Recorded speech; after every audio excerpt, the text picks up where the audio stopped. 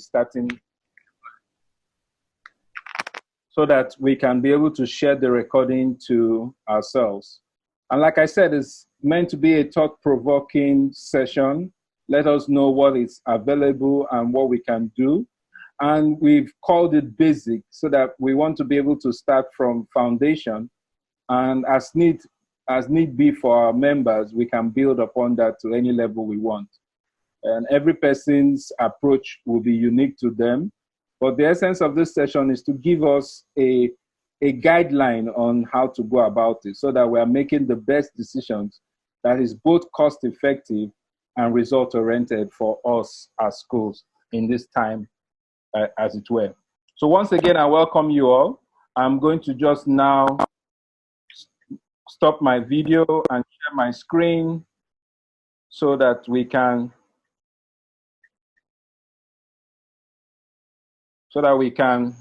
get into it. Just a moment. Hello, Mr. Victor. Yes, sir. I can hear you. Go ahead. Yes. Just before you start, just before you.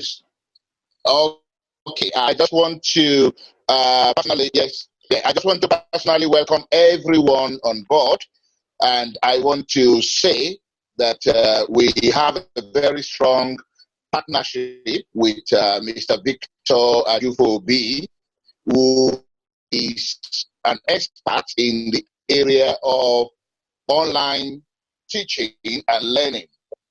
He is also an expert in digital classroom management. So you have a privilege tonight to listen to Mr. Victor Ajufoh-Obi for free and to ask him as many questions as you have, as it has to do with online teaching. By the grace of God, by early next week, we shall be launching our formal seminars for the teachers that will handle the online teaching in the classroom. And then by then, we believe that you can subscribe and pay a token to learn more on a practical basis.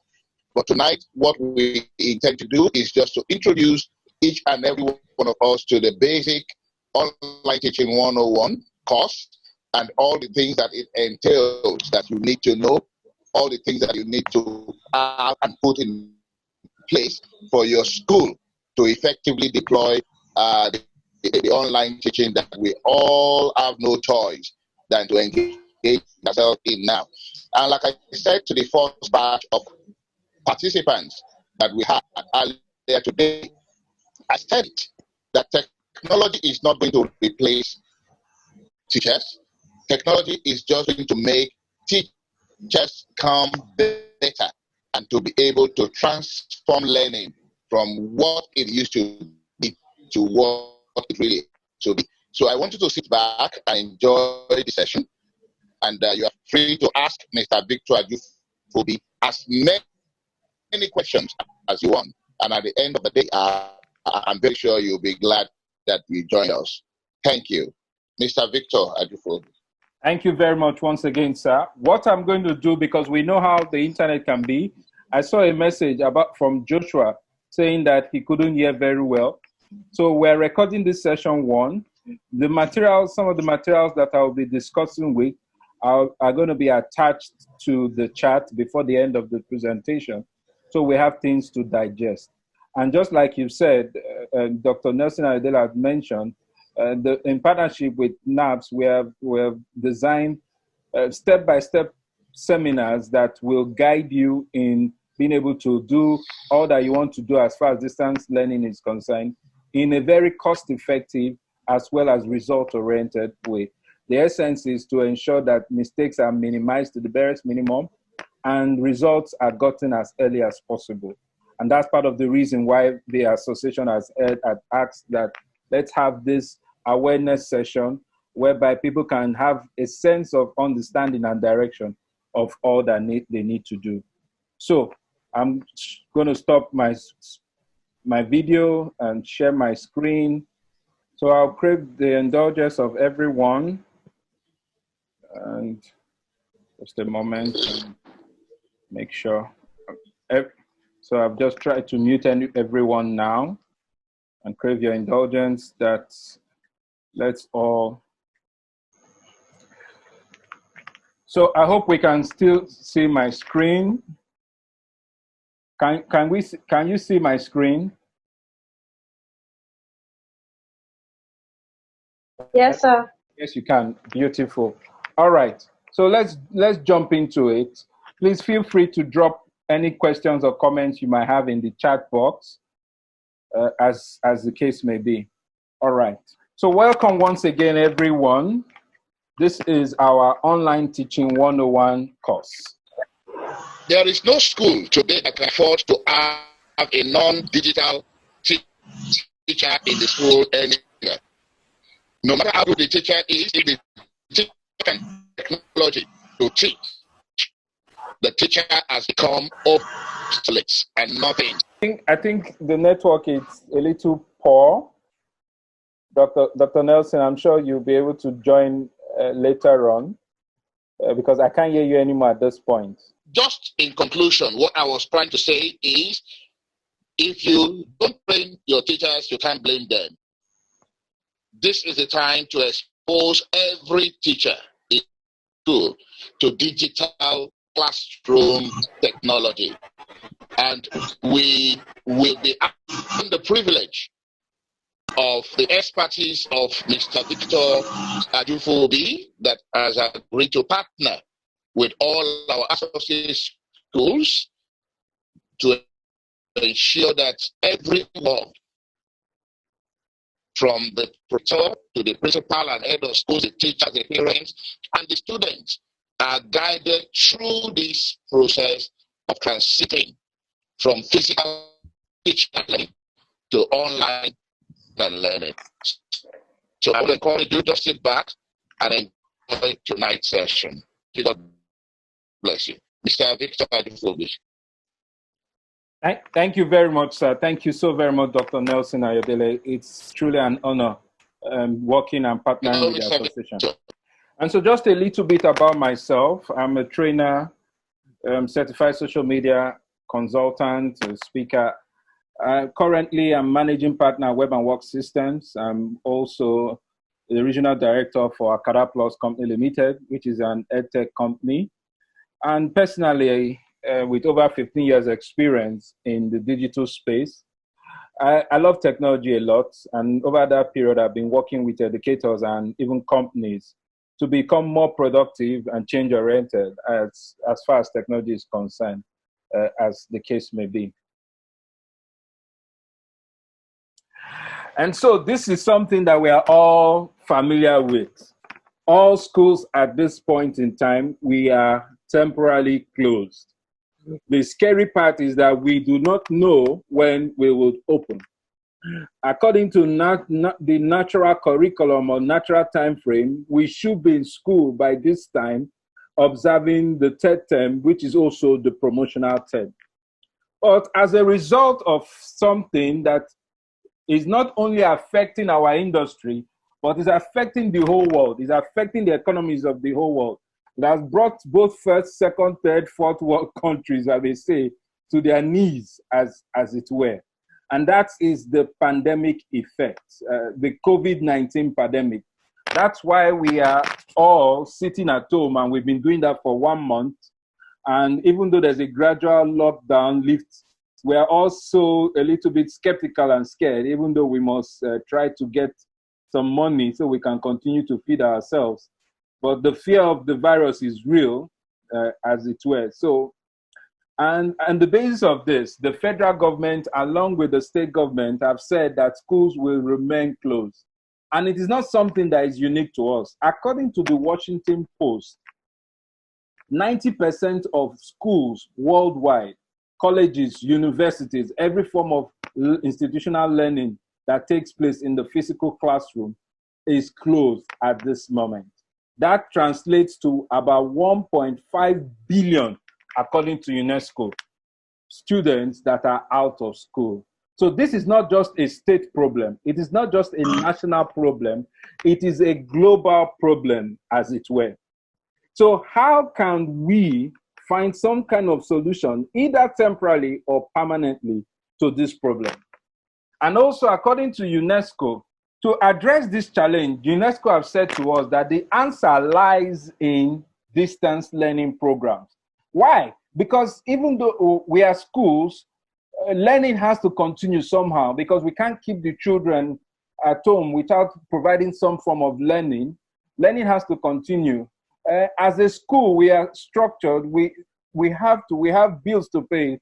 Proprietors and proprietresses are on this platform. We have bills to pay. We have salaries, and things need to still continue, even though that it is a lockdown.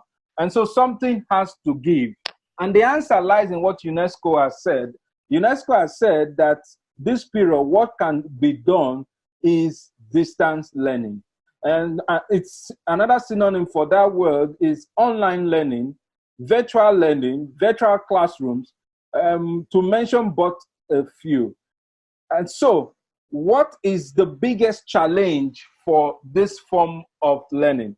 The biggest challenge for this form of learning is lack of access to technology or good internet connectivity. And so, because of we are staying at home, and the telcos, the internet service providers have had to deal with their biggest challenge so far, because a lot of us are working from home and we are relying on the internet. So there's heavy usage of the internet, and we've seen the challenges.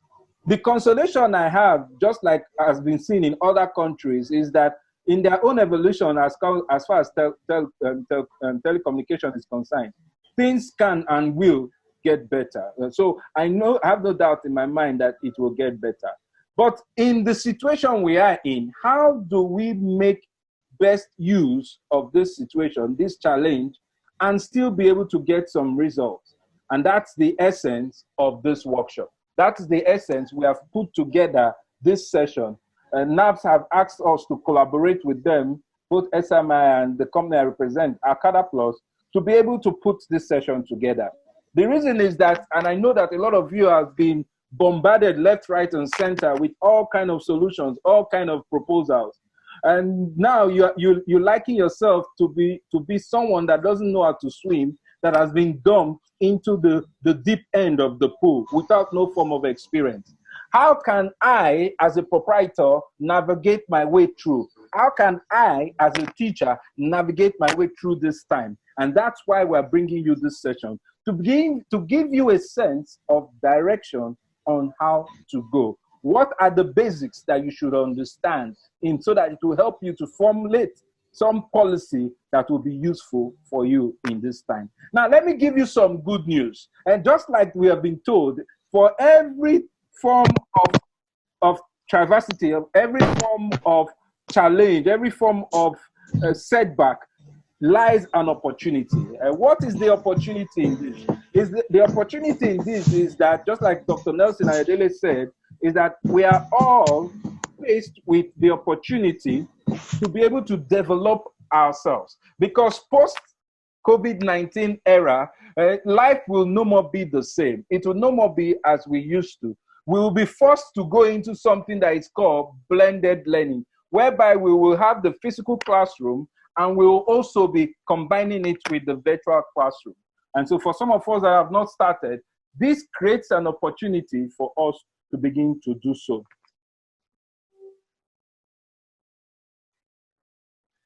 And so the question I will ask myself as a teacher or as a proprietor is, how do I go about it? And before you begin to try to figure out which technology, I want you to take a step back.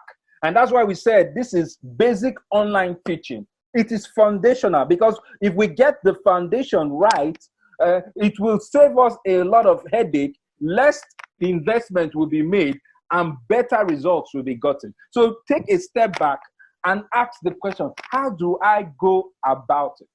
And to answer your question, I want to be able to say to us that, what are we trying to achieve?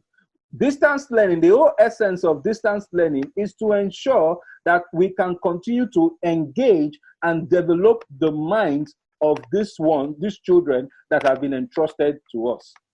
And so how do we do that? In using the internet as a platform? The first question that I will answer is this. How do I go about it? The way I go about it is to first of all determine what I want to do, because knowledge in itself is content.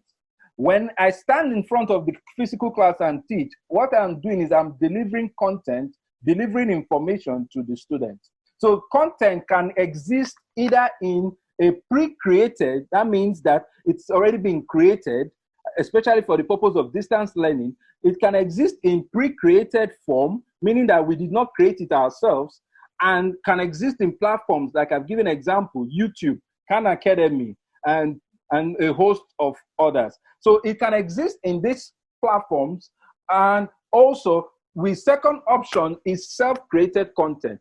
Now I have my class notes as a teacher. There's a syllabus I have to teach. Even though Lagos State has said to us that it is only when we announce that third term has begun can you say third term has begun.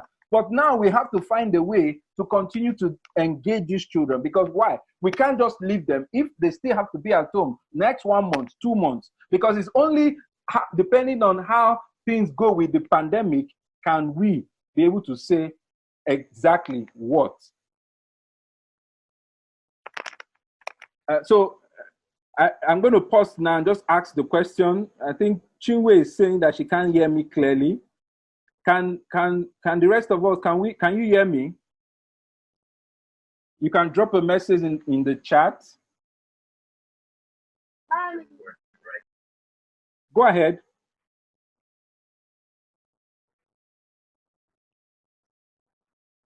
Hello? Okay. So I would move on. Hello?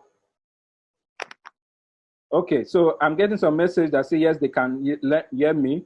So the good news is that, like I said to you, we can hear you. I can hear you. Oh, beautiful. The good news, like I said, is that this session is being recorded as well. So you have the opportunity to still go through the recording once it's released.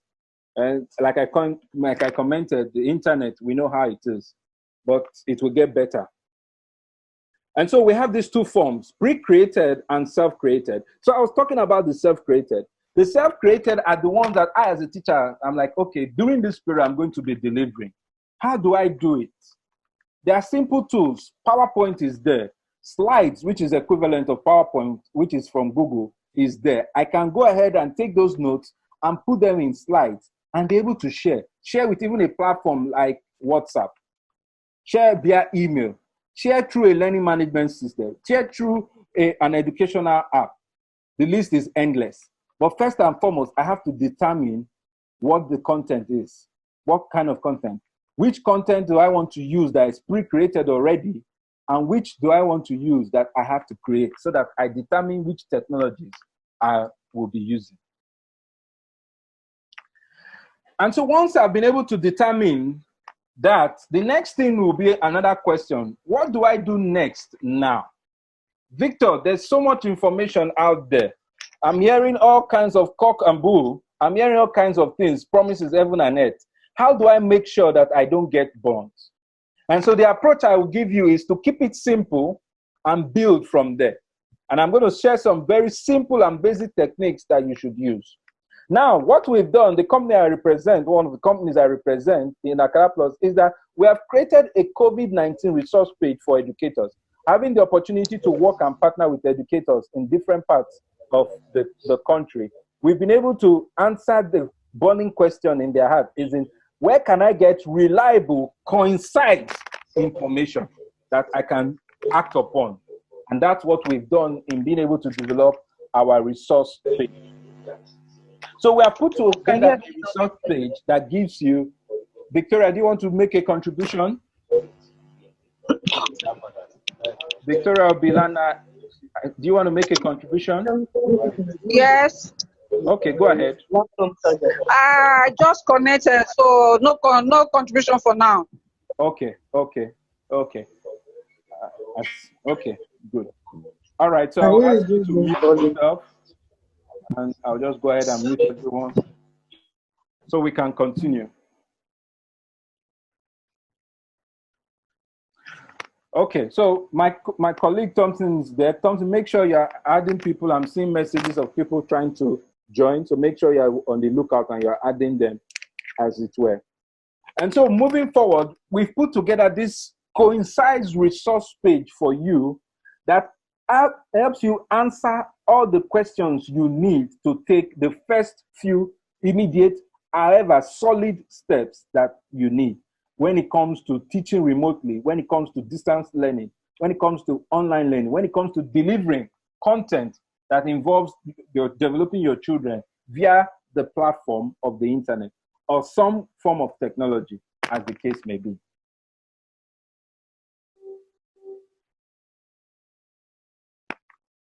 And so I'm going to just quickly run through it. Teaching remotely, what do I need to do? Remember, we've said that the internet is the challenge. So the first thing you need to do is to decide, have a simple group in the school that will determine that their responsibility is simple, and it could be a one-page document. Their responsibility is simple. How do we want to use distance learning to engage our students? Not forgetting that in that equation, we need the support and partnership of the parents. So how do we want to engage this tripartite community, the students, ourselves, our teachers, and the parents? How do we want to engage them? So the first thing is, if I'm teaching remotely and I do not have reliable internet connectivity at home, be it me as a teacher or as a parent where my child is, what measures can I take to be able to still engage? Let me also say this at this point, and I always like to be frank. The aim is not to get 100% compliance, because it will not be possible for you to engage your entire school community in this era via distance learning. You will make the effort, put the resources there, but you cannot guarantee that everybody will come on board. But if you are able to put resources in place that more than 80, 90% can successfully get on board and work with you over this period, that I can tell you is a huge success. And I'm speaking not from just locally, but even internationally, as the case may be. So what do I need to do? And first and foremost is this. Because you are using the internet, you are using some kind of virtual environment, you cannot see the person. The onus is to be able to design the content to be as engaging as possible. You have gone ahead to set up your committee. In that committee, it could be 1, 2 persons. Like I said, it's not something that we spend 1, 2, 3 weeks trying to debate. No, it could be a 1 day, 1 hour, 30-minute session, whereby we say, okay, in this committee, what is our job? How do we want to engage our learners? How do we want to engage our parents? How do we want to get their full support and collaboration, as the case may be? And then they will go ahead and determine and say, okay, I haven't said this. We've said, oh, we're going to use some pre-created content, and we're also going to create some content ourselves. How do we want to create this content? We have looked at our parents. Yes, a sizable number can have access to the internet, but we still have some people that don't. Or a sizable number don't have access. What do we do? What can we do so that we can still engage people, even those that don't have reliable access or have little or no access? So once we have said so, we now say, okay, these are the technologies that we want to use. Now, don't allow that word in plural to scare you. It's difficult to get one solution that might answer all the problems. But what I say to schools when I consult for them is this.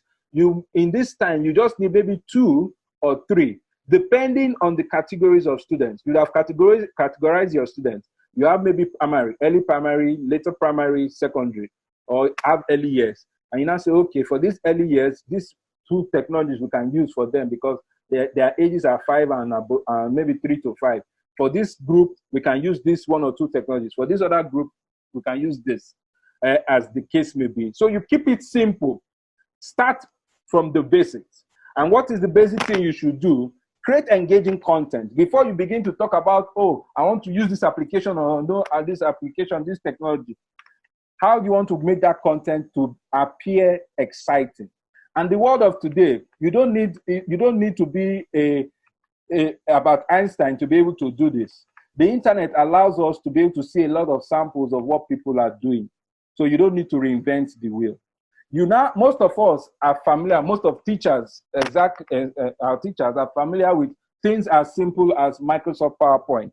So you can first and foremost and say, okay, for these lectures, which I'm going to be covering as a teacher for the next 1 month, let me go ahead and take this, my lesson note, create simple slides. If I've not already done that, some teachers already teach with slides, as PowerPoint slides, as the case may be. So if you have not done that, if you need to do that, you go ahead and do it and update it. And once you've done that, first and foremost, you have gone ahead to self-create a content that you want to share. Then you now say, okay, for this, my students, how do I share it? How do I ensure that they're in a community? You can start with something as easy as a WhatsApp group. Use an application like I've suggested in this slide, Cam Scanner app, and there's so many other apps that you can scan that information and share it through a platform as basic as WhatsApp.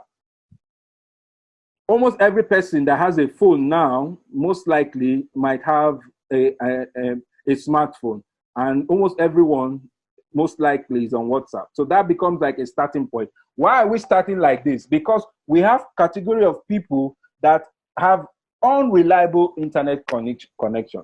So I've done that. The other thing I can look at, because internet connectivity is unreliable, I can look at leveraging existing content. What does that mean? Content that have already been created, pre-created. They were created before me and they're already being in use. Like I will recommend for every school, you have your curriculum, you have your policy, you have the way you engage your students, and you want to even maintain that even online. So you must validate any form of pre-created content that is to be used, so that you are sure that it is delivering the message the way and how you want to have that message delivered. Someone is asking how live and this thing is. That's why we're starting with this. If you notice, I have not talked about going live yet. We're starting with unreliable internet connectivity. So it means that I self-create the content, and I can share it through a medium that is not necessarily live, that whenever there's internet connectivity on that phone, if it's a WhatsApp message, once it gets any form of connectivity, that message will drop. That's why I'm starting with unreliable internet connectivity at home, either for me as the teacher or as the student. And so the next thing is this. We've talked about, okay, and there are so many pre-created content. There's Crash Course Kids, Crash Course Science, there's different one of them. You have YouTube, which is the biggest engine of videos online. We have all kind of videos teaching all kind of things. Or like I said, you just have to validate the content as it is. How do I now share this content? And I talked about it, and I've stressed, you can share it through WhatsApp. You can share it through email. And in developing the content, you would have been able to say, oh, these are the, let's assume I've put my note in slides. Then I've gone ahead to give the students some work to do. Okay, read this note, formulate your idea, submit this paper, or write on so and so, and be able to send across to me. If you are using WhatsApp, the person can send it back to you. If it's email, the student can also be able to send it to you. If you are using any of the basic platforms, that can also be able to happen. So at this level, you want to be able to not just send information, but you want to be able to get information back. And that's where engaging the student comes in. And so you can still be able to use tools like WhatsApp groups. You can create a group for your class.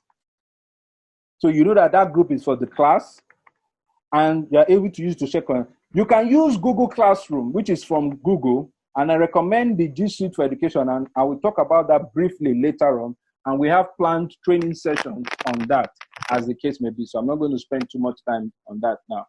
Then you must have a simple way to continue to assess the students. You can conduct tests, basic tests online using forms. Google Forms are free.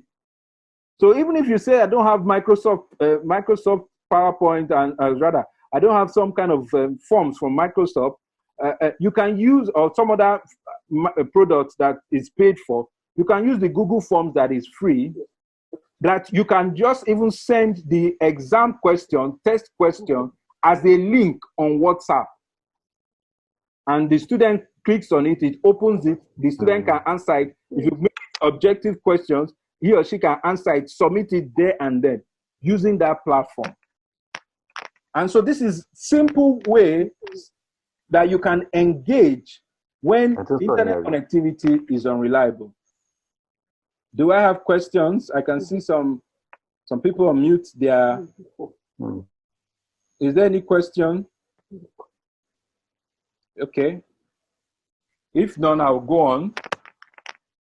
And please, if you have any questions, you can put it in the chat window or simply signify with your hand on the app. The next situation is that, my group of parents, my group of parents, from the little assessment we've done, majority of them have some form of steady internet supply.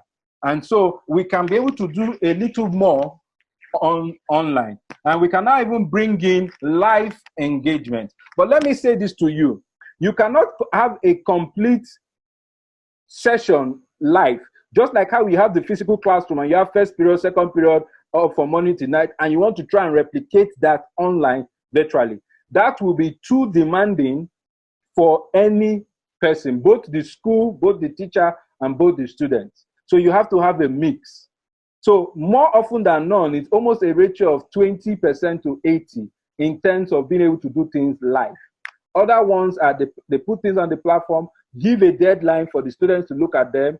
They can create sometimes that for them to even have a chat engagement, which is live, but not necessarily video. Why in some other instances, you cannot have videos.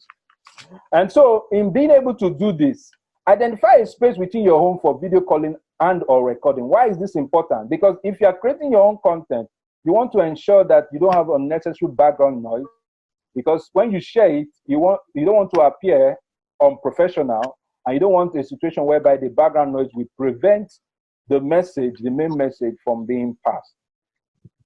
The next thing is use visual conferencing services. We are using one at this point, which is Zoom. And interestingly enough, and you see in the other part of my slide, that Zoom has gone ahead to make their application during this COVID period free. So if you're not using the pro account for Zoom, and you're using the free account, if it's a one-on-one, 2 people video conference, that can go on for as long as possible. But once you have a third person, you have a time on the free package, a time limit of 40 minutes, except if you have applied to Zoom, even though they are saying it's free for educational institutions, you have to apply and it is approved. A simple form on their website and it is approved, and you are given the opportunity on that account to be able to run free on this over this period. So there are other platforms. There's Meet from Google, which is also a video conferencing equivalent, similar to what Zoom does. It is very basic, but allows you to do quite a whole lot. And trust in Google, when you have a company that is possibly the #1 or #2 in the world, they have a lot of resources. So they've done so much in their Google Suite for Education, providing a lot of applications that people can use. And one of the fantastic ones is Google Meet, or Meet from Google. And then you now come into the live streaming, the baba of them all, that is the most demanding. Not necessarily too demanding, because you can live stream on certain platforms. The difference between live streaming and doing a video conference, is some form of video conference, is that the people on the other end are not necessarily going to be engaging with you directly. The highest they might have is maybe opportunity to engage with you through some chats, as the case may be. And so you have a situation of one to many. They are seeing you, they are hearing you live, as the case may be. Just like what's happening now with a lot of the churches that are forced to have their services online. They are using a live stream. Outside you being able to comment and all that, you don't have the opportunity to engage directly with the man or the imam or the man of God, as the case may be. And that's live streaming. And the good news about it is this: before you go about investing, there are some tools that are already there, especially Facebook Live, Facebook groups, that you can use that are free. Facebook is free. As long as you have internet and you have a Facebook account, you can use Facebook. And some of the upgrades they've done in recent times, because of the whole COVID-19 era, allows us to even do a lot more than we could do before. Then we have the recording demonstrations, and there are a lot of tools. You have the Show Me tool and so many other tools, some tools even on your phone that can allow you to record your screen. A lot of laptops allow you to record what you're doing live, both what you're doing on the screen and you're saying. There are applications like Screencast-O-Matic that allows you to record whatever you're doing, both what you are saying and at the same time what you are showing on your screen. You're able to record it and you can now share those kind of content. And like I mentioned earlier on, leveraging on existing content. And there are so many very reliable ones. Khan Academy is there, one of the biggest, and a wonderful story of how it started. I'm not going to go into that. TED Education is from TED. This is the education where they use animated videos to be able to pass simple messages that a lot of children enjoy, and they from different ages, from early years, they have different things, they explain different concepts to even adults. Crash Course Kids, they have different parts, one for science, one for this. They even recently introduced their app, as it were, and this is completely free. Then you have variety of YouTube channels. When you go onto our website where this is from, all these things you see, there are links that can take you to these various applications. But like I said to you, you decide what you want to do. I'm giving you insight on how to go about it. Then you now settle for how you want to be able to deploy. And of course, working with us, we are able to ensure that we handhold you and make sure that you get the results. Then not leaving the parents out. Because now, unlike the physical one, a lot of schools complain that we parents are not as available as they want. They send out message for PTA, we don't show ourselves, we don't come. As the case may be. We don't show ourselves and we don't come.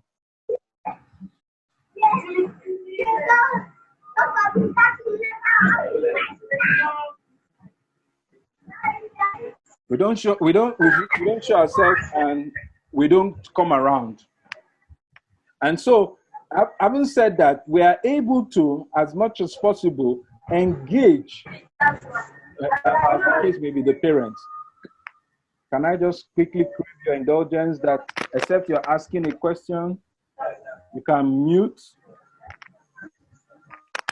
Okay.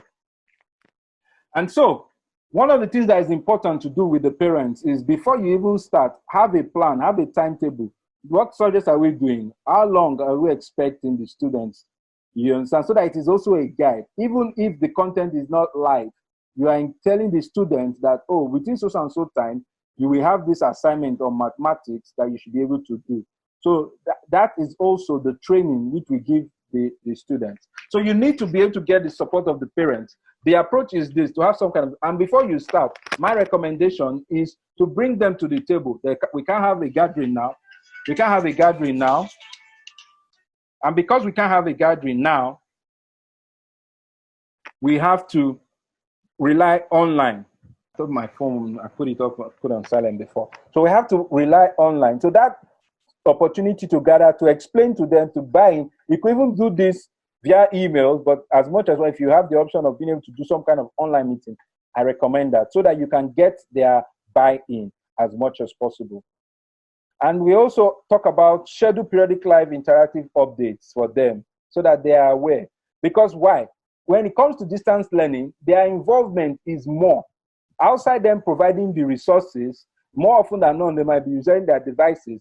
Secondly, you will also be working with them to be able to ensure that the students are doing what they are supposed to do when they are supposed to do it. That's why you have to keep them informed by sharing information with them early and often. And when the need arises, you can have a one-on-one meeting with them. It could be through Google Meet, through Zoom, as the case may be. And so to take it a little bit further, a lot of the companies are providing tools that are low cost, some of them free, to ensure that in this period they are supporting. For instance, my company, Acadaplus, we have the e-learning platform that for all our existing partner schools, they are getting free. We offer a school management performance system. They're getting that all free, and we're using a world-class solution called Canvas.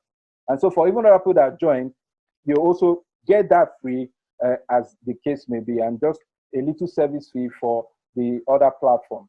Then you have Zoom for web conference as a web conference tool, and I already talked about it. On the website, this link takes you directly to the link for, if you can see it, directly to the link where you go ahead and apply your you apply for verification for you to be able to be given that opportunity to use Zoom beyond the 40 minutes time limit because you are in school once you are approved. The same thing goes for the Microsoft one. You can be able to get the Microsoft 365, Office 365, Microsoft Teams, and they are offering a 6 months free subscription for schools. And so these are two things that some of these companies are doing to also support in this time. And I talked about Google for Education. This is simply a fantastic package from Google that allows you to do quite a whole lot. There's an application process, and once you're successful with that, then you are able to use this. You can set it up, and you're able to use it and do a whole lot. It will allow you to do a lot of things. It's almost a one-stop shop, as the case may be, when it comes to distance learning.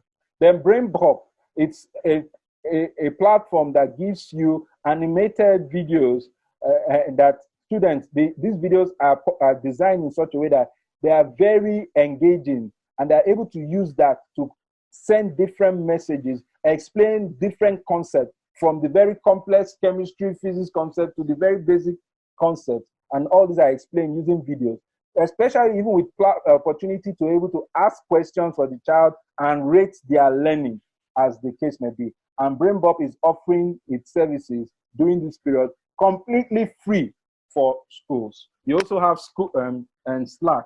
And this is just a tip of some of the companies doing things. UNESCO has compiled a comprehensive list on their website of various things that can be done. But what I've provided for you is enough to start. You only need one or two, as the case may be. And these are solutions that are tested, tried, and ensure that we will get the desired objective.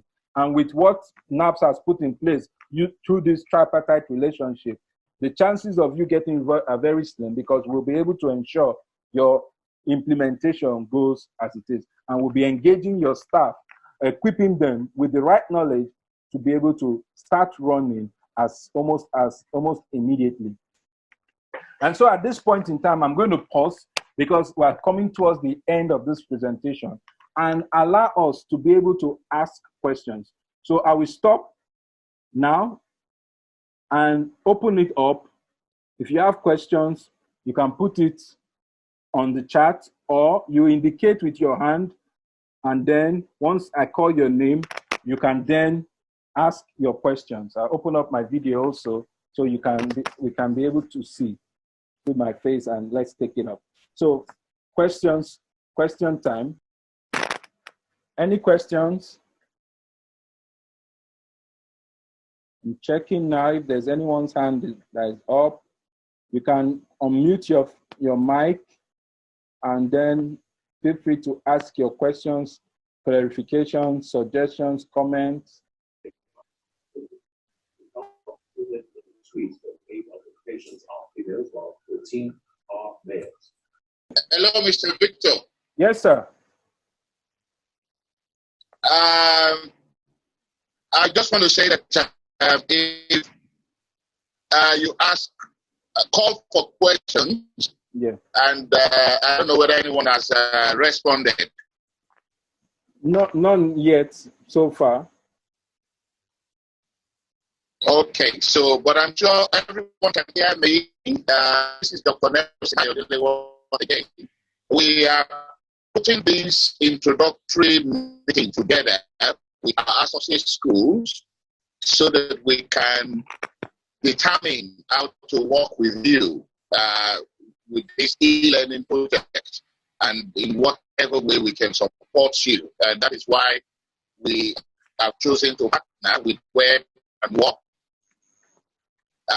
headed by Mr. Victor Ajufoh-Obi, who is an expert in digital classroom technology. So, the question, the first session we had earlier in the day, we had so many questions pouring in that we didn't end the session until about 7:30 at night. So, please, if anyone has questions, please ask it before we release the packages that we have for different trainings in the coming weeks. Thank you. Thank you. Thank you, Dr. Nelson. I think Abiodun is signifying by raising his physical hand. So, Abiodun, can you go ahead?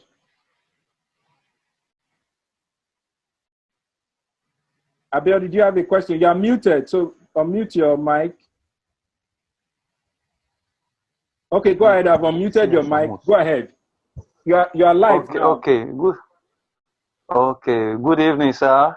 Good evening, Abiodun. I have my question is this: based on the Zoom level that you have explained to us, supposing I want to have like a classes from JS1 to SS3, am I going to create individual WhatsApp group for each classes before I can be online? Okay. Hello? Okay. So if I understand, is that the end of your question? Yes. Because I'm using the Zoom for teaching, am I going to create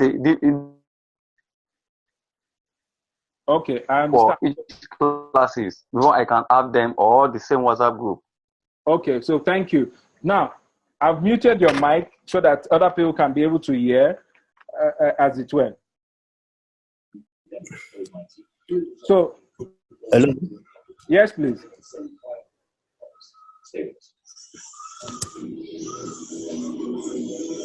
Yes, like we said, we are going Hello? to. Hello. Yes.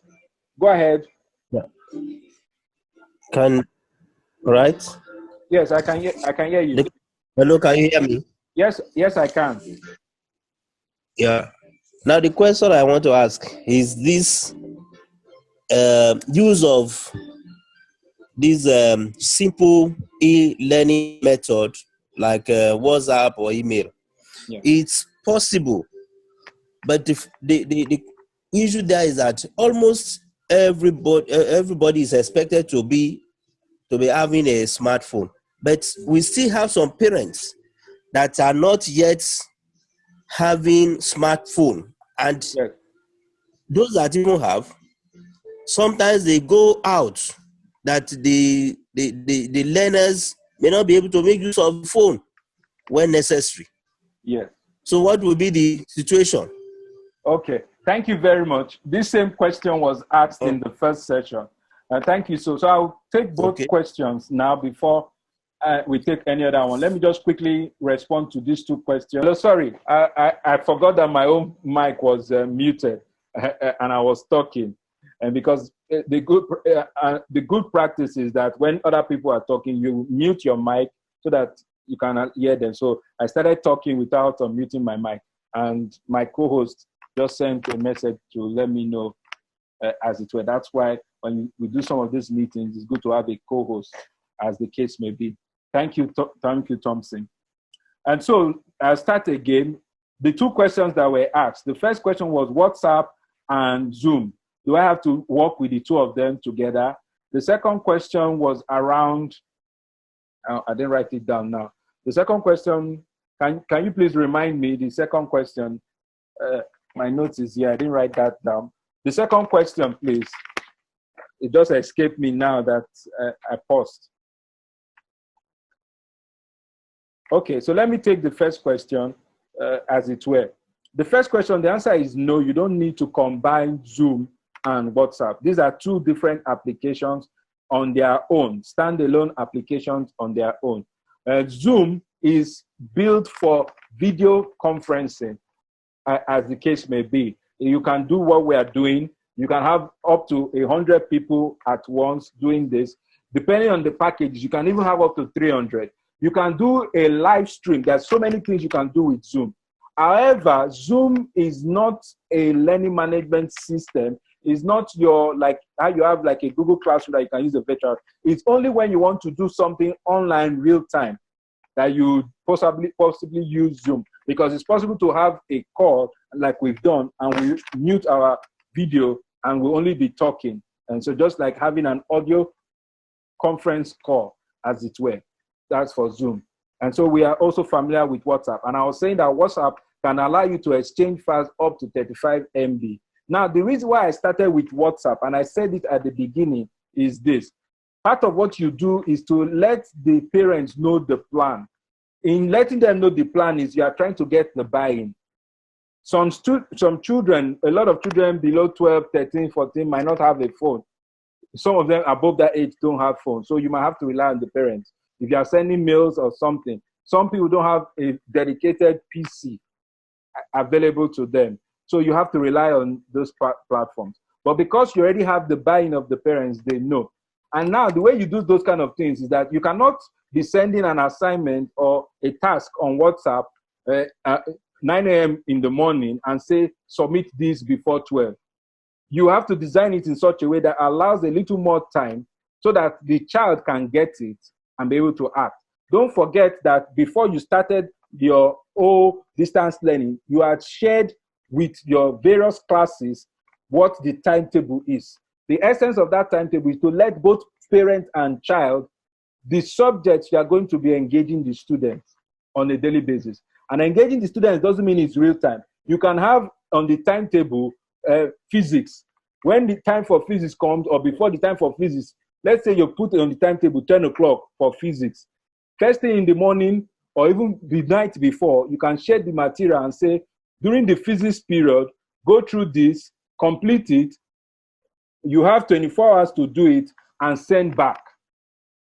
Whatever medium you use to send, you can send back.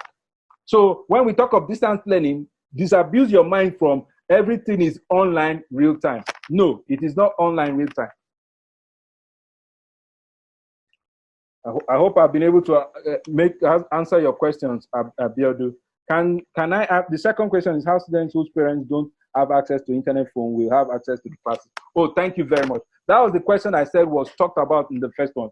And this is where you have to look at other things. Now, I know of this because of the work we do. The federal government and even Lagos state government started this whole period by announcing radio channel and TV channels whereby they are going to be doing subjects relating to the students. And they've been religious about it. They went a step further and also announced the website.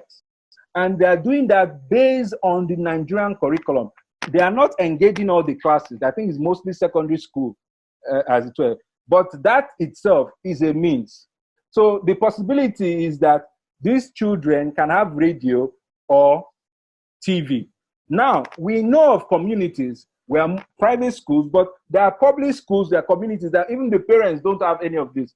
Now, this is happening now, and this is the reality of the society we are in. We are a third world country. 70% of our population are living on less than $1 a day. That's the reality.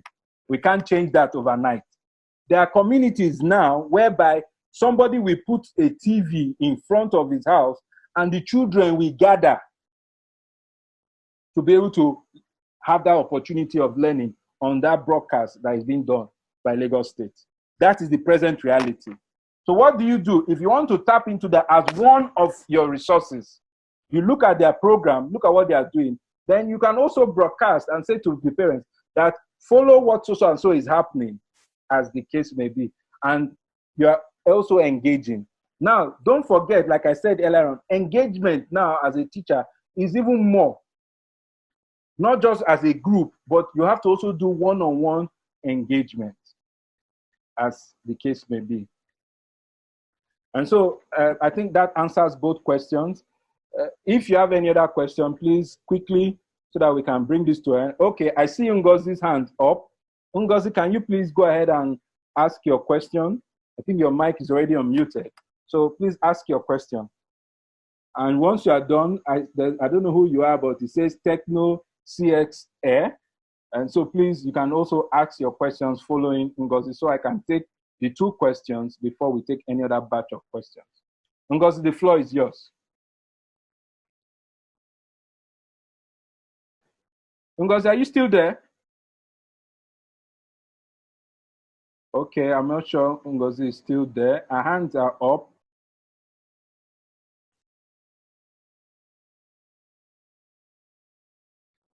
Any other question? Any other question quickly so we can go on? The last part of this session. Good evening. Good evening. Yeah, my name is Adegoke. Sorry, I was supposed to join in from my computer, but technical error, so I have to sign in from my phone. Okay. I work with a primary school, and I'm interested in knowing how the Microsoft Teams or your platform can work for nursery session. Okay. Thank you very much. Yeah.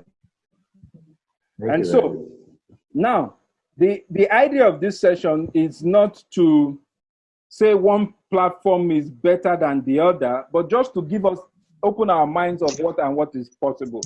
Microsoft Teams allow you to do classrooms, just like how you have Google Classrooms.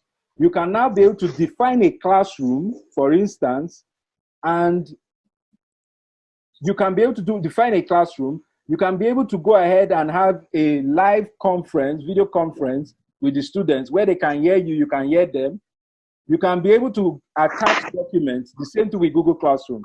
The learning management system we are offering on Acadaplus also allows you to do this. But first and foremost, you have to decide what kind of content do you want to pass. The technology will not decide the content for you. It is you that will decide the content, take into consideration the category of people, then you will now know. Outside these two you suggested, or three you suggested, for primary school, I know of a lot of schools that I work with that are using some other fantastic tools. Class Dojo is very good for primary school and for early years, because the way they've designed it is such that you are able to collaborate. You can go ahead, the teacher can put a PowerPoint presentation, a video. They can go ahead and say to the student, okay, do this in your notebook. Maybe it's a primary one, you know already from primary one, they are teaching them how to write short sentences. And you can tell the child, do this. And when you are done, take a picture of your note, attach it using that same app, attach it to your portfolio. The teacher can review it and comment. At that age, you are more or less involved in encouraging the child. Oh, beautiful. You made a mistake in spelling big. It's not B-I-K or something. And you can put that comment on that platform. That same platform is a tripartite one. It is between you, the teacher, the parent, and the child. That's that particular platform, how it is designed. And before the child comes on, it has to be authorized by the parent, as the case may be. And so there are so many tools that can be used, as it were. Okay, I think I see the hand of Kelly up, the physical hand of Kelly. Kelly, can you ask your question? Yes. Okay, good evening, everyone. My question is thus. We've started online learning and it has been working, but the only challenge we have now is how can we really evaluate students or our pupils through our online learning? For example, we give them exercise or we give them exam online. How can we have a time frame? We give them questions and tell them in the next 40 minutes, we want people to submit. We had a challenge, don't submit until the next day. Okay, good. So we are thinking of, I don't know if there's any platform. There are platforms, and let me answer your question. The good part of it is that the last part of this session, which I'm going into, which is just going to last for about 5-10 minutes, is that I'm going to show you 3 demos, short of tools. One of them is Google Forms, how you can use Google Forms to do an online assessment, and you will set it up to be able to answer the question immediately, and the child will get the results. Or you set it up in such a way whereby the child will submit, you, the teacher, will review, and then send the results back. At the same time, platforms like from Microsoft, platforms from Google, like the Google Classroom, allows you to do the same thing. You can be able to give an assignment, mark the assignment, the child return it in, you review it, and you are able to give feedback. That's why we put this program together, so that we make sure that you as schools are making the best decision, not just trying any technology, but technology that you know will work, and we give you the results. Because assessment is equally as important as the delivery from the presentation I've had. And so if you just sit back the next few minutes, the first one I'm even talking about is Google Forms, and you will see how it can help you to do what you want to do as far as assessment is concerned. Thank you, Abosede. My mic was muted again because I was aligning the question after what was it? I think it was Kelly. After I answered Kelly's question, but can you hear me now, Abosede? Thanks for that. Can you hear me? Odunuga puts a message on the chat. Is asking for, please identify strategies to ensure the effectiveness of the program. I'm not sure what you mean by effectiveness of the program, so please, you can type in and explain a little further. What we have been discussing, especially with the resource page I shared with you, are strategies you can use with the challenge of the internet or lack of it that we have to live with in this part of the world. That's what I've been sharing over the last 1 hour plus. So if you want to be clearer, please send the message, or you can unmute your mic and let me know what you mean exactly. We're talking about effectiveness of the program.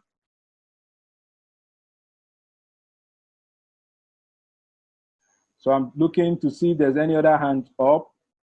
Okay, I don't see any other hand.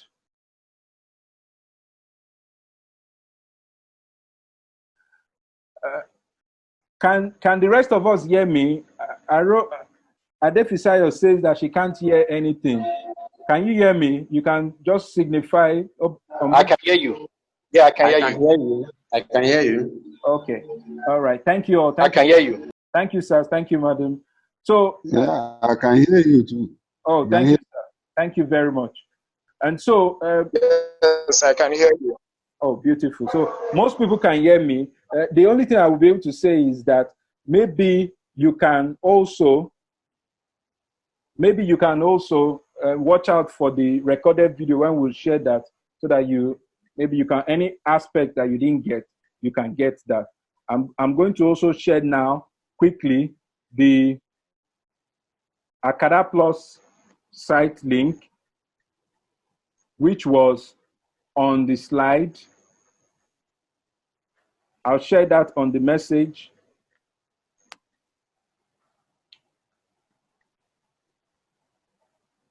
So that everyone in the meeting can see.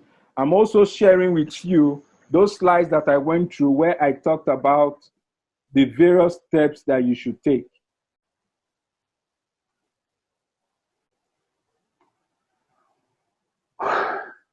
So any other questions while I'm trying to do that?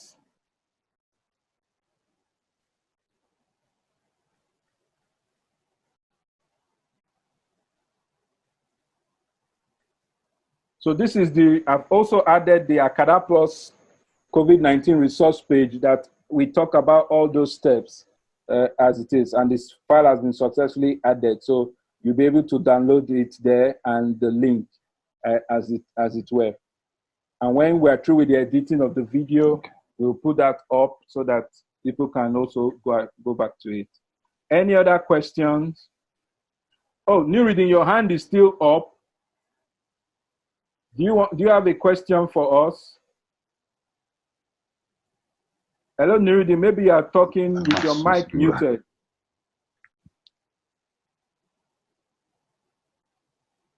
Nuruddin, are you still there? Okay.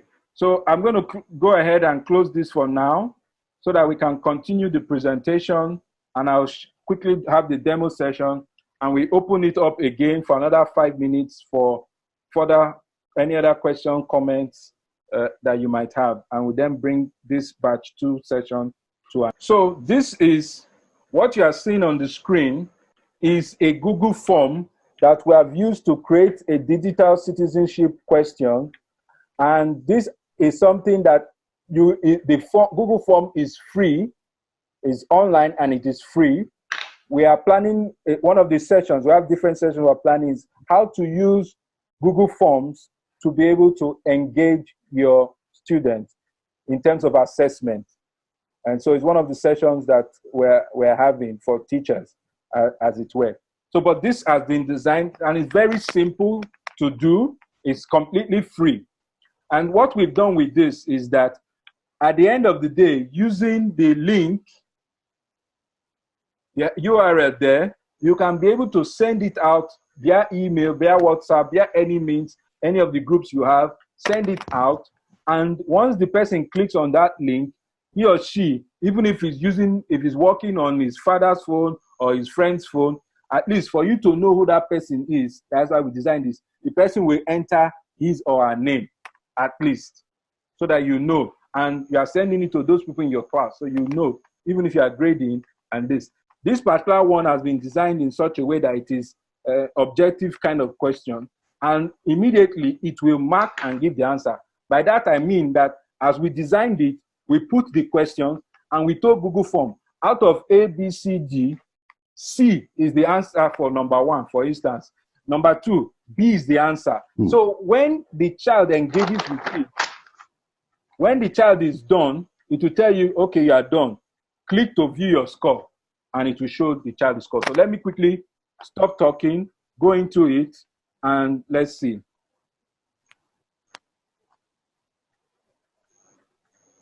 Just put anything there. This is just a demo. And now this is the assessment, as it were. So I'm just going to choose any answers as the case may be. I'm not even reading the question. But you can see by the side, you have gone ahead to even, you can say that question number 1 is 5 points, 5 marks. Question number 2 is 2. But in this case, we just chose 1. You can decide 10, 20, 100 marks, whatever your marking scheme is. So that means that you can grade your questions in terms of whatever the importance is. So this is an assessment tool. So I'm just going to select any answers, do a guesswork. I'm not even reading the question. There are 20 questions I want to quickly run through. So as it were, like I said to you, this was designed so that you get the answer immediately. You can put any message that you want. This is the message we put at the end here. It says, a copy of your responses will be emailed to the address that you provided outside you seeing it live. So once I'm done, I say submit. It will tell me, do you want to view the score? That is in addition to you getting an email based on the email address you put with your scores. I said, yes, view score. Immediately, it has marked it. Can you see? Immediately, it has marked, and it's telling me that I got 6/20. It will show me questions that I got right. And you can see, this question I got it right, so it is in green. And it marked the answer. This one, I got it wrong, so it is in red. And it's telling me what the correct answer. If we wanted, we would have been able to go ahead and say, put at the bottom of this a message that says that ergonomics is the so and so, referred to so and so. You understand? You can have that message while you are designing this.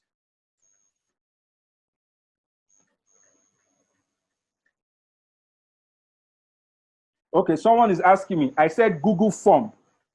So that's what we're using here.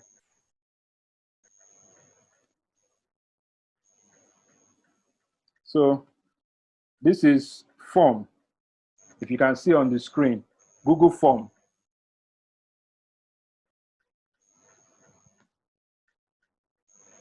So Google Form is what we're using here. So you can just see the ones I got wrong. And at the end of the day, I know that I got 6. Not only do I know I got 6, I know the ones that I got right and the ones that I got wrong. In addition to this, an email was sent to me. Let me quickly check. I don't know if you can see my screen. Can you still see my screen? Yes, I can still see your screen. Yes. Okay, so Yes, this is we my can. email. Yes, we can. You Yes, can I see. can. Thanks for filling the citizenship exam. View your score. If I go at the bottom, all the answers that I put is there. And if I click on view my score, it will take me to that page that I'm there already. So you see, this is one way for the person that asked, how can you do an assessment online real time? This same assessment, you can send it to them and say, fill it. You can create a portion whereby the answer should be typed in and submit and say to them, you will get an email in 24 hours, in 48 hours after your work has been marked and reviewed. So this is just one way. It is cheap, it is free, as it were. Okay, so someone just dropped a comment, a colleague of mine that is very familiar with the use of this. Now, you can go ahead and have this form and you give a time frame for it. What that means is this. You can say, just like for those of every one of you that registered online, that registration was a Google form. You notice that after a period, it told you that you can no more register. Because why? There was a mark that was said and said, okay, after it got to, I think, 100 or so, it was closed. And then the next batch was open. So you can go ahead. And so what that means, some of you tried the link and it was said to you that this form is no more taking applications. So that's part of what you can also do, as it were. We will discuss this more in that session that we are planning, strictly on this, whereby we will show you how to design a form using Google, how to design for using Google Forms, and how to use it as an assessment, both real time and otherwise. Online. Mm. Yes. So let me just quickly take a look at the chat message. Okay, so the next one I want to talk about is something we are all familiar with. It is using Facebook as a tool for distance learning. And I'm going to just briefly tell you one aspect of Facebook.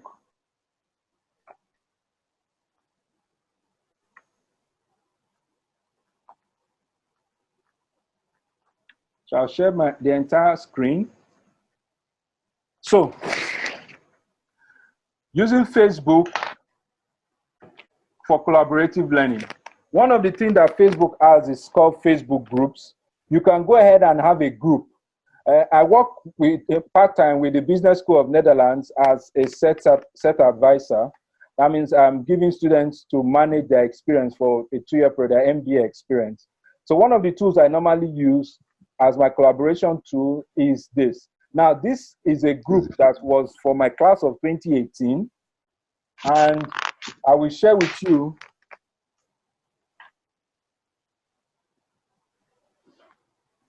the live window. So what that means is that on Facebook, oh, I closed it. What it means is that on Facebook, it can be there for. So these are my own groups that I manage. I wanted to open.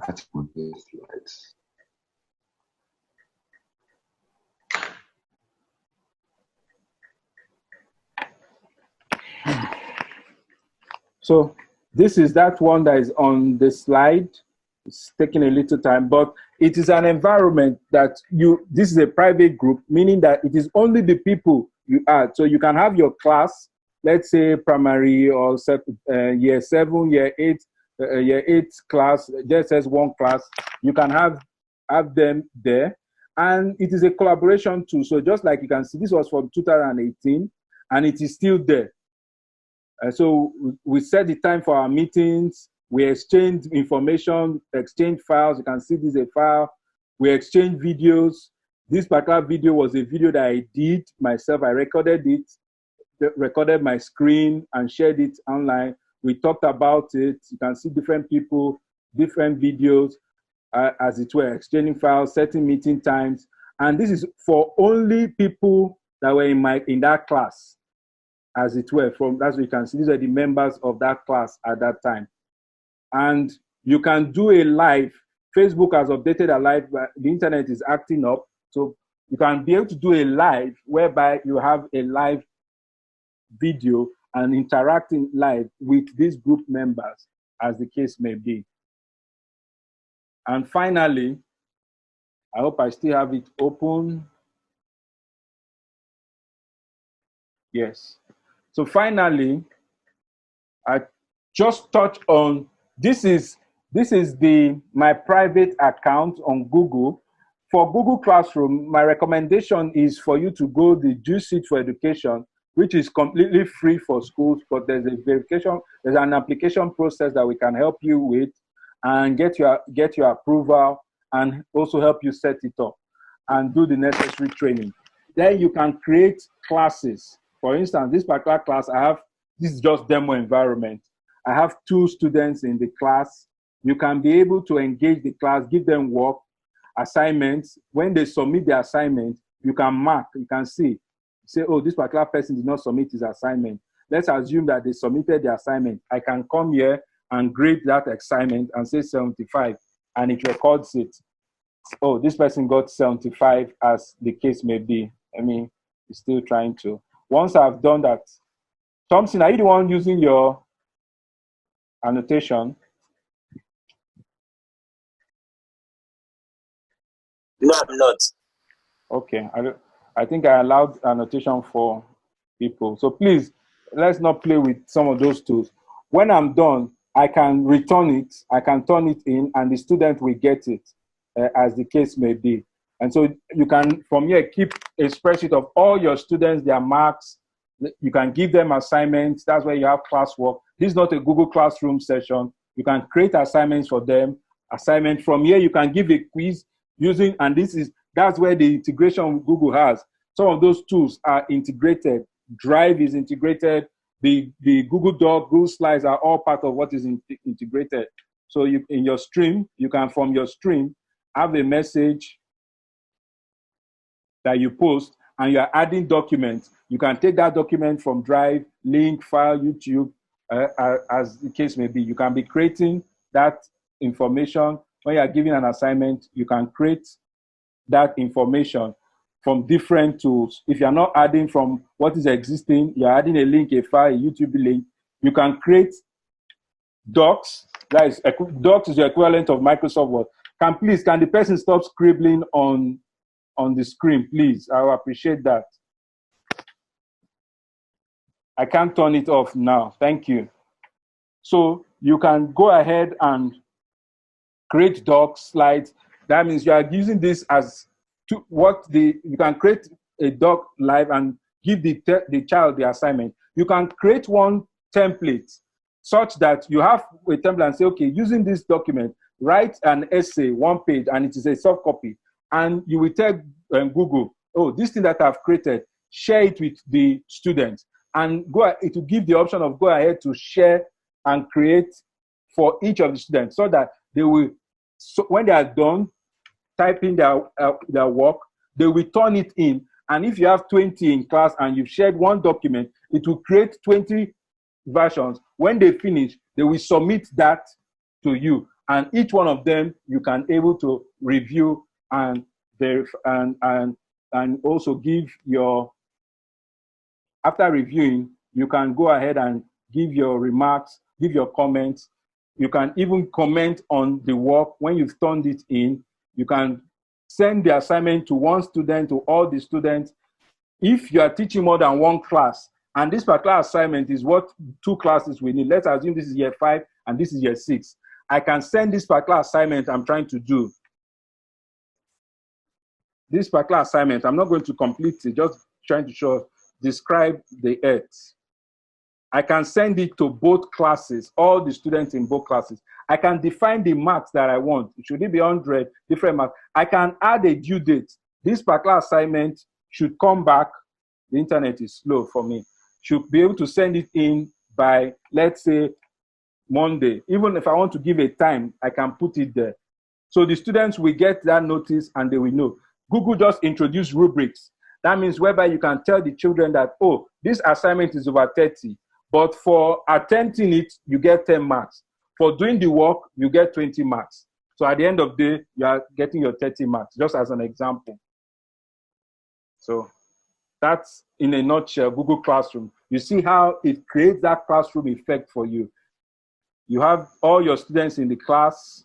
You can have a teacher, a co-teacher also in the class. What schools do, especially in this period, for supervision purpose, is that the teachers, they're having either the head of this head teacher as a co-teacher, so that some other person, the co-teacher has almost the same right as the teacher. Everything the teacher can do, the co-teacher can do. Only that the co-teacher cannot delete or archive this class because he or she did not create the class.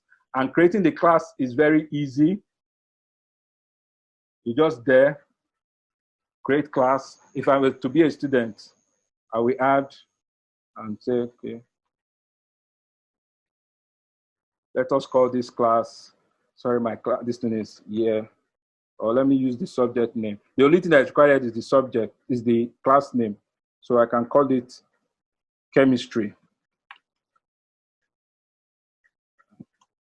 Year 8. And I always like to add the subject, so it's easy. The other things you don't need to add. And once you've done that, you can create. In the Google Classroom, there's now integration. That is the Google Classroom from the G Suite package, not the one from your individual account. There's now integration with Google Meet, such that you can now, from even Google Classroom, start a video conference. And you can set an appointment for the student, which they will get the notice that there will be a video conference on chemistry on Wednesday at 9 o'clock. And it will be in their calendar. You also have a calendar. So this is the calendar for this particular class. It will have all the assignments. I don't have any assignments because I just created this one. But it will have all the assignments in the calendar, all the assignments that has been done. Nice calendar. Oh. But that in a nutshell is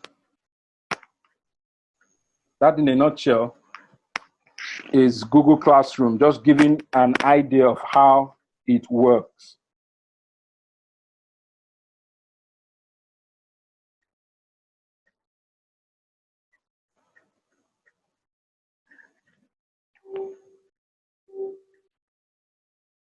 And so this was a training I just did for a school recently on Google Classroom and using Zoom. So these are different tools that you can use, how to create a class, how the students access the class, as it were. So that brings us to the end of this session. Now we can take the additional questions that we might have.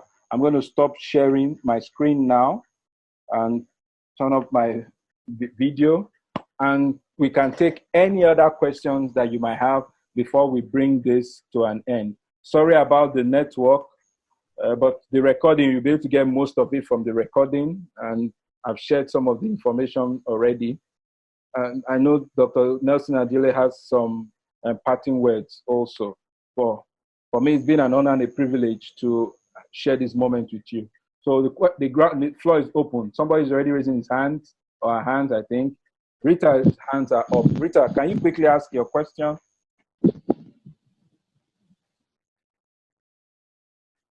Hello, Rita, the floor is yours. Don't forget to unmute your mic. Okay, thank you. Good evening, sir. Good evening, Rita. I want to say, well, thank you. A very big thank you for this section. I've actually learned a lot. My question is this. I know about Google Classroom, but I don't know if Google Meet has a free version. And I also want to know, between Google Meet and Google Hangout, which one is best to be used in Google Classroom? Okay. I'm aware of Google Hangout. I'm aware of Google Meet. I have not used any. But which of them can one that is most suitable for Google Classroom? Okay. Thank you very much for that question. So before I allow Techno CX, let me quickly answer Rita's question. So Google Meet is more like a derivation from Google Hangout. So in some places, now this is, first and foremost, Google Meet is not available for free. So what it means is that you cannot host a meeting using Google Meet, but you can, from the free version, but you can join a meeting, and you don't need to have a Google ID to join a meeting. You can join a meeting, but you cannot host a meeting. So, but for the G Suite for education, and Google has other packages, the Google Meet is part of it, and in that package, depending on the settings, you have the ability to be able to use your Google Meet. So, like I said, Google Meet is more of a derivation from, it's like a latest out of Google Hangouts. The Google Hangout was a combination of chat and like video. So now they have Hangout chat and they have Google Meet. And in some places you will see it as Hangout chat and Meet. You understand? So it's not a case of one being better. It's just a case of what they. Okay, thank you. You're welcome. Any other question? I don't know who Techno CXA is, but your hands are up. Can you quickly ask your question? Dr. Nelson Ayodele is ready. Okay. Yes. Thank you, Mr. Victor. Once again, my name is Adegoke. Oh, thank you, Adegoke. On this Google Classroom, yes, I like to know how much I work with primary school, like I said earlier. Yes.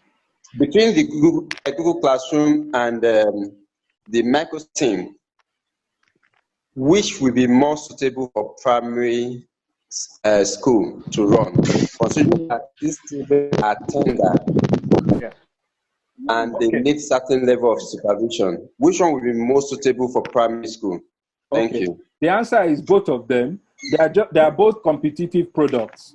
I don't have it on this slide, and I don't have the time to open it. But I have a Hello, Rita, are you saying something? Okay. So answering your question, can you all hear me? I can hear you. Okay, answering your question, it is. Yes, thank you very much.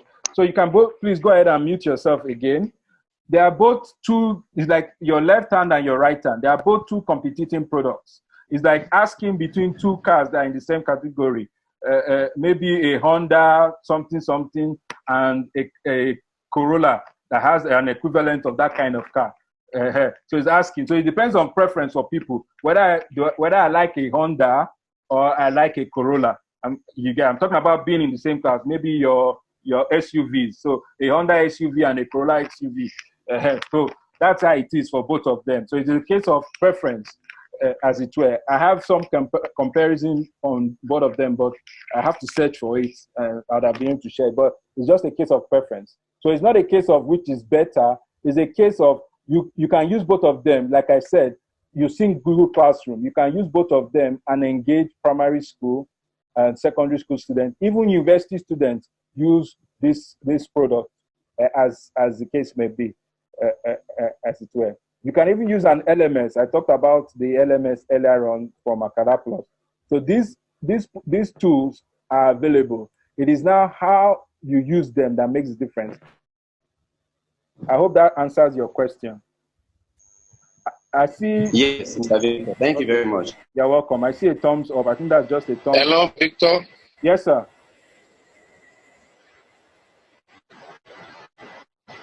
Yes, sir. Go ahead. Is that Dr. Nelson?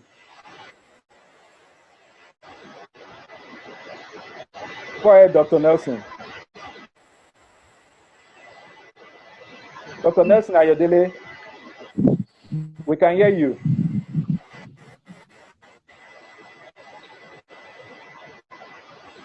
Okay, any other questions? I think Dr. Nelson Ayodele, I don't know if maybe you can't hear me, but we're bringing this to an end.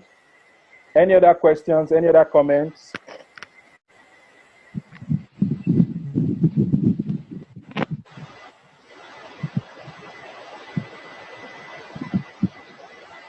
Hello, sir. Yes, please, go ahead. Good evening, sir. My name is Lillian.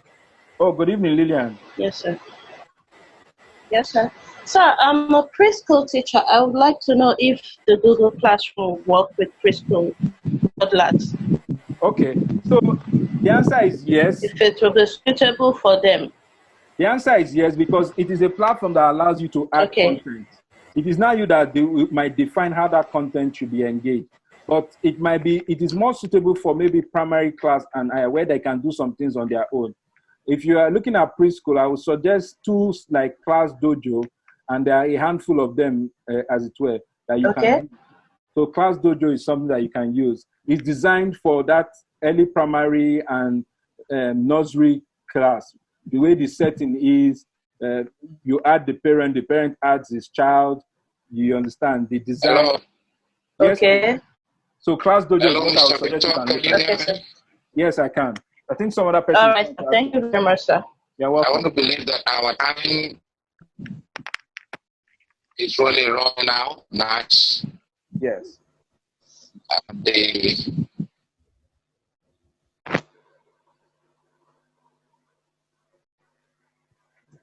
Go ahead, Dr. Nelson.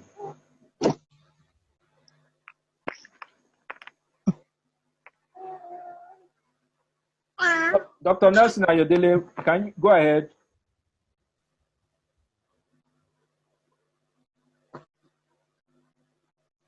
Okay, I think maybe he's having issues with this video. Someone is asking, okay. Someone is asking about videos. Video is a tricky one. There are different applications that you can use. Well done, sir. There are different applications that you can use to compress videos, and sometimes even in recording them. Now, the compression should even start with what you're using to record. Video by design is designed to be heavy. So one thing I would recommend to you is that you can use something called Screencast-O-Matic to record the video. And that one of the things it does is that it helps you to make sure the video size is not too much, as the case may be. And so you can look at it, no compression to, I do some editing. So it's in the, using those editing applications, I can compress the video. For instance, you can, on Mac, you have tools like iMovie, which is a video editing tool that you can use and compress. There are different video editing tools. There's Filmora, and you can design. After you design, before you export it for use, you can compress it, and so many. So it's one subject that even online, I'm trying to remember the site. It's a free site. You upload your video to it, it will compress. But I can't remember the site it is as it is when it comes to videos.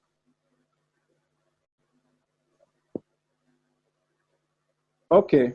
So I think with that, I think we've addressed all the questions that we have. So we can, our time is fast spent. It's been a long day. Oh, Ali Lillian, I don't know if you, okay, we've answered your question. Okay, your hand is still up. Nuruddin, have we answered your question? I think so. So is the techno one. So I don't think there are any other questions. And so on my part, and I want to say a very big thank you for the opportunity for us to come together and exchange ideas and thoughts. We hope that we've been able to share some light on the subject of distance learning, and we've also been able to give you a direction, and that's why we call this course Basic Online Teaching 101. So you have some direction. We will be communicating to you other things we have, whereby we're going to be teaching you some of these tools that you can use. You can be up and running and go about it. You can also contact us if there are other things in setting up some of these things that you might need, as it were. So NAPPS, a big thank you to NAPPS for this opportunity for us to be able to collaborate and do this. I want to appreciate the leadership for being very forthright and also being very innovative as far as being able to bring this partnership between the association, SMI, and Acadaplus, so that we can ensure that we are working together and we also succeed together. So thank you all very much. It's been a